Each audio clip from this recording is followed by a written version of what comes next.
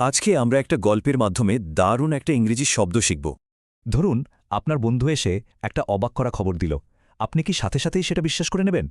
গল্পটা রহিম আর আনিকাকে নিয়ে। চলুন দেখি ওদের সাথে ঠিক কী হয়েছিল।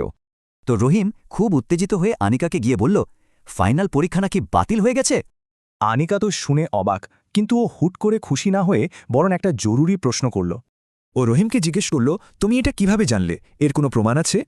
রহিম তখন বলল যে ওর কাছে কোনো প্রমাণ নেই, ও নাকি অন্য একজনের কাছে শুনেছে। আর ঠিক এখানেই আনিকা ওকে বোঝালো, যেহেতু খবরটার কোনো প্রমাণ নেই তাই এটা আনসাবস্ট্যান্সিয়েটেড। মানে আনসাবস্ট্যান্সিয়েটেড দাবি হলো ঠিক ভিত্তি ছাড়া একটা বাড়ির মতো, খুবই দুর্বল।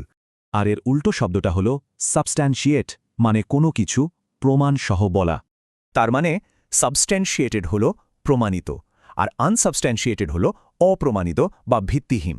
বাস্তব জীবনে এই শব্দটা কিন্তু অনেক কাজে লাগে। চলেন কিছু উদাহরণ দেখা যাক।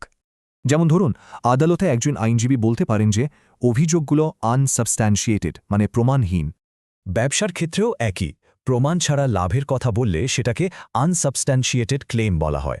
আর সাংবাদিকদের জন্য তো প্রমাণ ছাড়া খবর ছাপানো একটা বিরাট ভুল, সেটাও আনসাবস্ট্যান্সিয়েটেড। আবার এখানে দেখুন, একটা কোম্পানি তাদের সাফল্যের দাবিটা অডিট রিপোর্ট দিয়ে সাবস্ট্যান্সিয়েট করেছে। তাহলে বুঝতেই পারছেন, আনসাবস্ট্যান্সিয়েটেড দাবির পরিণাম কিন্তু বেশ গুরুতর হতে পারে। আসলে এই শব্দটা আমাদের শেখায় যে কোনো কিছু বিশ্বাস করার আগে যুক্তি দিয়ে ভাবা উচিত।